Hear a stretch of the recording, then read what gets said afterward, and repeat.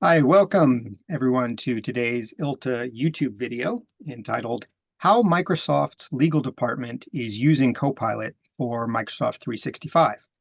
I'm today's moderator, David Schrag, Senior Director of Information Technology at Faber, Daeufer, and Itrato, and also a member of ILTA's Programming Committee. And I'm very happy to be joined today by Dennis Garcia from Microsoft's Legal and Corporate Affairs Department. And Dennis, if you want to just give a quick introduction of yourself and also tell us a little bit about what SELA stands for and what you do there. Sure. Well, first off, David, thank you for having me today. I know we haven't seen each other for a while. It seems like pre-pandemic when we were on a ILTA panel in Las Vegas about 5 or 6 years ago, but thanks for having me. So my name is Dennis Garcia. I'm an assistant general counsel for Microsoft. I'm based in the Chicago area. My team and I provide a wide range of legal support to our Microsoft Americas sales region team. When you think about SELA, it's an acronym for Corporate, External, and Legal Affairs. That's what we're known as in the Microsoft world. It's really the Microsoft Legal Department. We're led by Brad Smith, who's our Microsoft Vice Chair and President. And our SELA team is like a large law firm. We have about 2,000 legal professionals and lawyers who are scattered across the globe, and we provide a wide range of legal counsel to the Microsoft business team. Great. Now, there's a lot of copilots in Microsoft. So what we're talking about today specifically is the paid version of Copilot for Microsoft 365, which was announced, I believe it was at the end of 2023, with great fanfare, but little initial uptake, because certainly at the time, there was a pretty hefty financial commitment required. It was a 100-seat minimum and so forth. Now that that's no longer the case and you can buy a much smaller quantity of licenses, we're seeing a lot more people start to play around with it. But I think it's still taken a little bit of time to understand what this thing really does. And of course, Microsoft has a reputation for eating its own dog food, right? So I know that there's a lot of internal pressure for you guys to use your new products. So why don't you tell us a little bit about how Copilot for M365 was introduced in your department and how you got your hands around it and figured out what to do with it? Sure, sure. And so when you think about Copilot for 365, it's really a digital assistant, which enables you to be more productive and achieve more. So myself and my colleagues in the Microsoft legal department have been using Copilot since I think last November when it was announced generally available to the marketplace.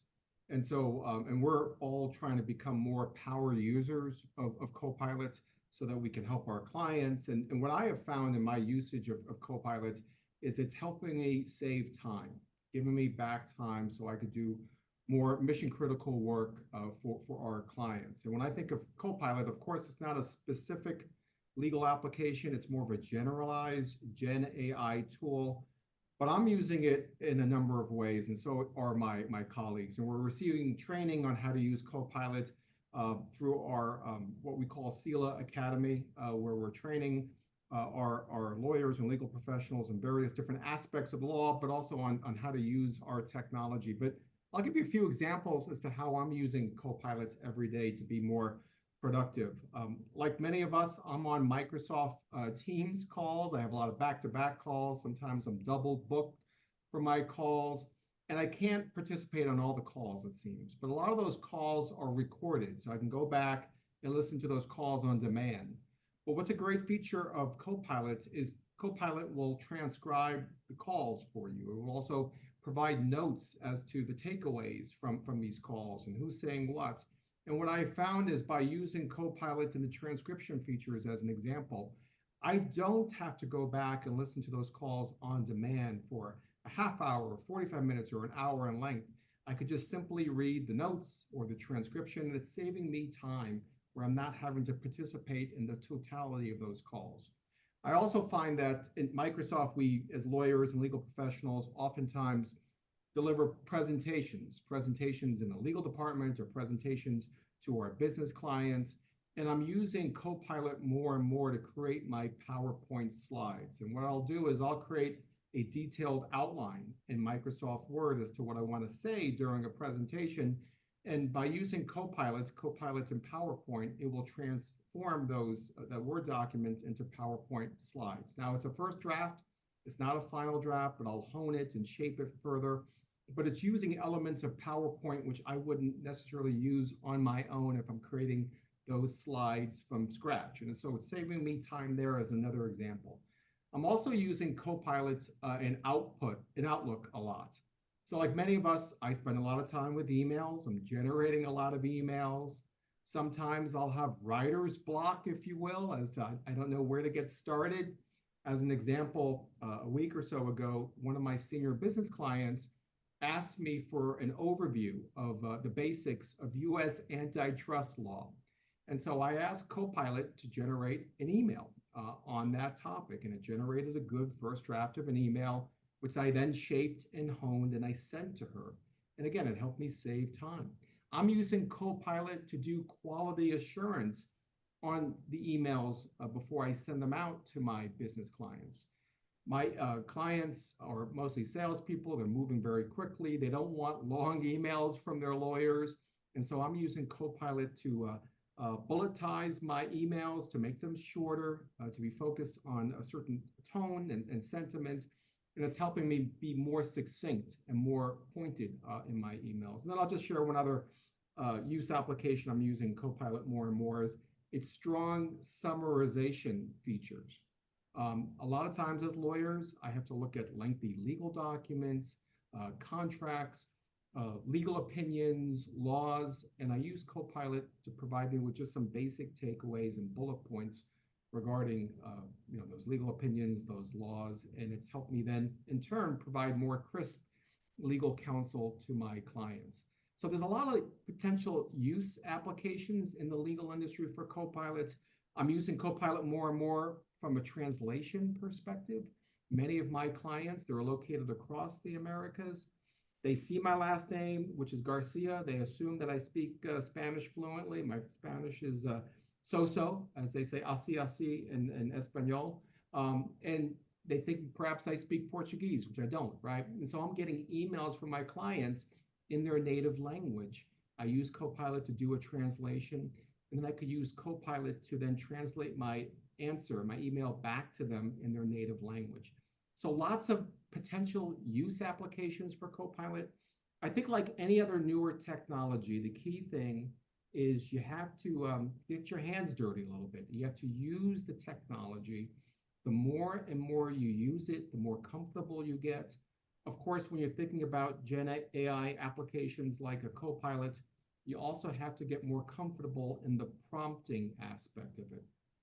And so I think this is an area, though, where a lot of lawyers and legal professionals are skilled at prompting because we're so used to asking precision and specific questions to our clients and to others. And what I find is by prompting and doing that more often, you get to be a better prompter. You can ask more specific questions. And if you're more targeted and specific in your prompting, it's going to yield better outcomes from Copilot. But we view ourselves at Microsoft as being customer zero, if you will, with regard to Copilot. We have over 200,000 folks at Microsoft. They're all in the midst of being on this Copilot journey, in our legal department as well. So like any large group of people, it takes time to embrace that transformation and to get more comfortable with using newer technology. But the key point is you got to start using it. You're going to make some mistakes. And I think you need to use, whether it's Copilot or any AI technology, you want to start using these technologies sooner because you don't want to be left behind. Because the reality is these technologies are going to get better and it's going to improve over a period of time. And I do think it's going to transform how we deliver legal services as lawyers, as legal professionals in law firms, and also in legal departments.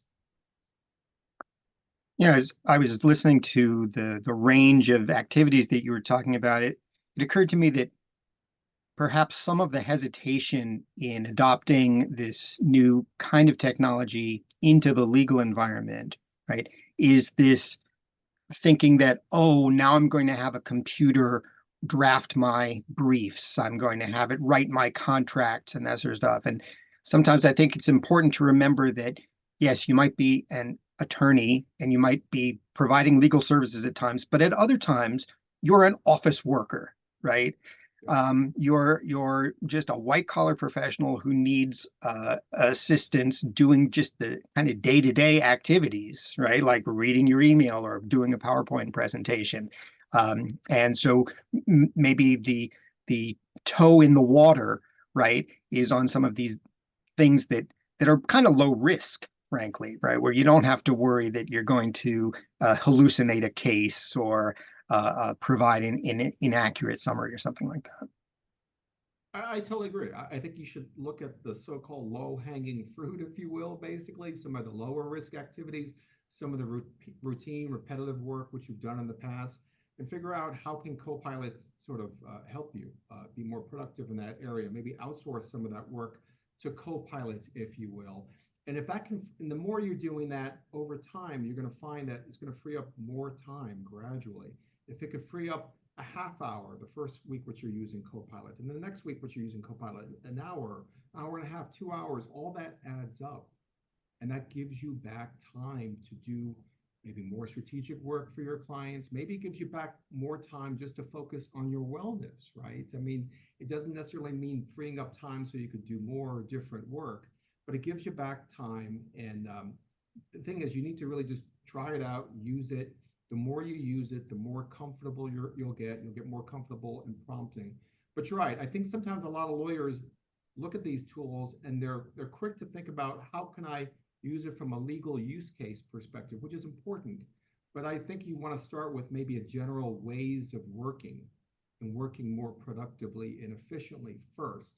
And then I think over time you can uncover very interesting use cases for legal use cases for Copilot. Um, so you mentioned getting better at these things, learning how to do prompts and so forth. And you obviously you work in a large and geographically dispersed environment. So what kind of tools or processes are you using in your department to sort of evangelize the product, share your learning, build a prompt library, something like that? Yeah, no, that's a great point. And for example, in the Microsoft Sila team, we have a dedicated SharePoint site, of course, SharePoint, known as Modern Sila, where we're sharing best practices on how to use Copilot, whether it's videos, whether it's tips or tricks. We do have a Copilot prompt library that people can contribute to, in which they add in their most favorite prompts or prompts which have been helpful to them. We've also have gamified that to make it interesting, right? And we're giving certain rewards and recognition for people who are adding some of their more preferred prompts. And by doing that and sharing knowledge out with everyone, then we're sort of creating a culture of embracing change and building upon best practices and the works of others. So we're trying to be more proactive in that knowledge sharing. We're also trying to do a better job of recognizing people who are more power users of Copilot. We've identified people on our respective smaller teams who are viewed as Copilot champs, people who have more specialized training in Copilot who we can rely upon and they can help us when we're maybe stuck on Copilot related issues. So we're doing all of that. I think we're also setting the right tone at the top, if you will, when we hear from our senior leaders like a Brad Smith or our corporate VP and Deputy General Counsel who leads the team which I'm part of, Anthony Cook. We're hearing from all of our senior leaders as to how they're using Copilot to serve their clients.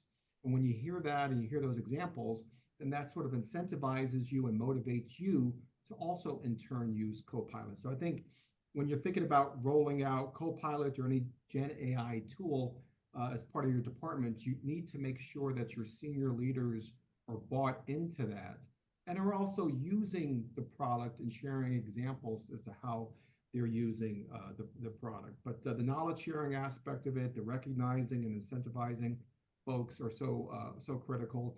And then also, we all participate in trainings. Since we're working closely with the sales teams, they also have their business Copilot sales trainings too.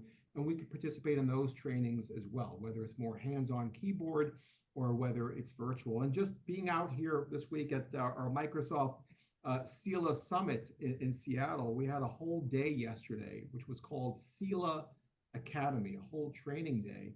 And we had a number of courses that we could take in the area of Copilot. And so it was just great to learn from some of our experts in that area, and then be around other lawyers and legal professionals to sort of exchange ideas and to understand how is it going and to learn from each other. So, but you need to be very purposeful, right, in the training and the knowledge sharing aspect. And it does take time, but like any newer technology, you have to immerse yourself in it. And I think you have to really use it. And yes, you're going to make mistakes, and at times it's not going to be easy, but I do think it's going to pay dividends for us, moving forward. Right. Now, we're recording this in mid-October of 2024, and pretty recently there's been an announcement of Copilot Wave 2. And I'll admit I haven't really had a chance to dive into this too deeply, and I don't know if you have much either, but you're probably a little bit more in tune with it than I am. So what can you tell us about this Wave 2, and what interesting things are on the horizon for you there? No, it's great. Thanks for bringing that up. And yeah, Wave 2, I think our announcement was a few weeks ago, back in September. And I think we're going to see more and more, of course, waves of updates to Copilot over a period of time. But one of the things which excites me a lot is this newer functionality known as Copilot Pages. It's sort of like a canvas, if you will. Think of it as sort of a OneNote for Copilot, where you can ask Copilot to help you address a particular need or ask a certain question to Copilot. And then you could share the output which you're creating with others. And you can tag others on your team to collaborate with you in sort of a human to AI to human collaborative fashion. And so I've started to dabble in this area a little bit, but I think there's a lot of interesting use cases for Copilot Pages when you're working on contracts with some of your colleagues or people who you're negotiating with outside of your company. I think there's opportunities to use Copilot Pages for issues lists and for other matters which we collaborate on from a legal team to legal team perspective. And so I look at it as sort of a OneNote, again, for sort of Copilot, and an ability for then sharing your output through AI with others, and then they can use AI to collaborate and to change or update documents or outputs as needed. So I look at it as a sort of a collaborative canvas where we can all sort of contribute and learn from each other. And I'm excited to be able to use that functionality moving forward. Excellent. Well, we'll definitely have to check that out. Any concluding comments, Dennis, before we wrap up? Well, I would just say, it's really all about change, right? And leaning into change. And we're in this era of AI. It's an exciting era. As our Microsoft Vice Chair and President Brad Smith likes to say, and he wrote a book about this called Tools and Weapons. When you think about leading technology, and of course AI is part of that, it can provide certain benefits, tools, it can help you, and there are certain risks, to AI as well, right? And we're seeing that more and more. But I do think, this technology is here to stay. We're seeing companies make big investments in the AI space. The AI tools are going to get better over a period of time. And I would just encourage people to try out these tools, lean in, embrace change, learn about prompting, work with these AI tools.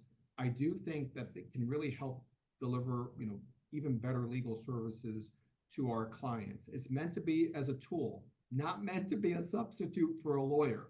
It's meant to be a helper and an assistant to a lawyer and a legal professional. But I think the key point is really be open to embracing change and in a different way of working.